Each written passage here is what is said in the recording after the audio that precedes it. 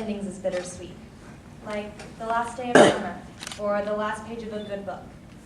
Endings are never easy. They are, however, inevitable. And perhaps the hardest part is that we are so familiar and comfortable with what we have that leaving it behind seems scary and unknown. But isn't it true that the end of one season marks the beginning of another? When summer ends, school begins, and you make new relationships. And when you finish a book, you can start a new one.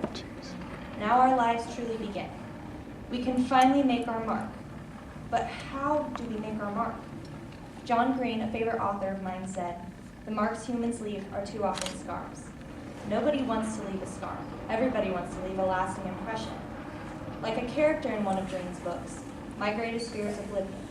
That one day I will die and no one will ever remember anything I did. That I will have done nothing to leave a mark on this world. I will have done nothing bigger than myself. Oddly, I feel motivated by this fear, and I hope that the rest of you will feel the same, to make a mark on this world. Over the years, we have continually been asked, what do you want to be? But isn't the better question, who do you want to be? Do you want to be a police officer, or do you want to serve the public? Do you want to be a doctor, or do you want to save lives? Do you want to be a teacher, or do you want to inspire kids to want to learn? Our goal after high school should not be to find the right job with the right income. We shouldn't be worried about what benefits or hours we might be working. Shouldn't our main concern be, whom do we want to inspire? Who do we want to help? Whose lives do we want to change? When I reflect back on my time at Northtown, I think about all the lessons we've learned. As a freshman coming in, we realized how much it sucks to be at the bottom. Coming in from 8th grade when you were at the top of the totem pole, it's kind of like a wake-up call. But Eleanor Roosevelt taught us that no one can make you feel inferior without your consent. Sophomore year, teachers began to encourage us to push ourselves. We are capable of a lot more than we think. And that prepared us for our junior year.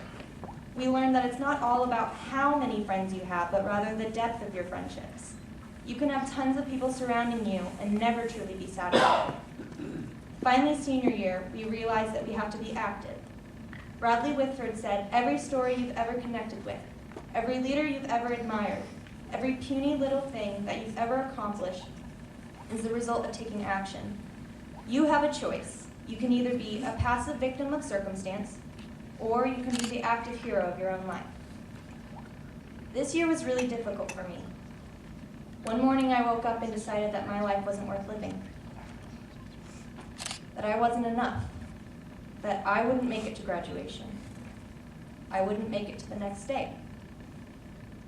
Obviously, I'm here speaking, and I got the help that I needed. But what I learned from that experience is that we can't let whatever it is get to us. We can't sit back and let the waves wash over us, drowning us in sorrows. We have to get up. We have to keep fighting and pushing ourselves. We have to look forward and not back. It may be the end, but let's change our point of view because it's also the beginning. It's a fresh start, a new boat to keep us from the raging waters. Our whole lives we will deal with storms that break our boats and leave us in the sea to drown. We have to overcome it. We have to build that new boat.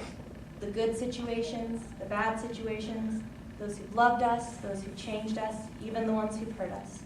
All of it has shaped us into better people who are ready to take on the world.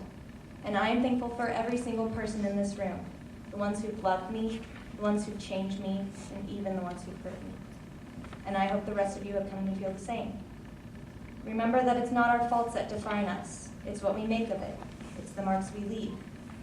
Yes, it's the end of us being in high school, but it's also the beginning of whatever path you choose, the beginning of the rest of our lives. So whatever path you choose, I hope you choose to make a lasting impression and not a scar. Thank you, and congratulations, Class of 2004.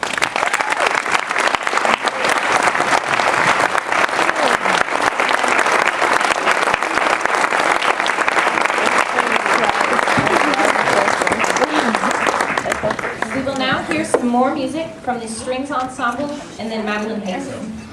Madeline Hazen is attending the University of Chicago. She is an IB diploma candidate. She's an A+ candidate and a part of National Honor Society. So here's the String Ensemble.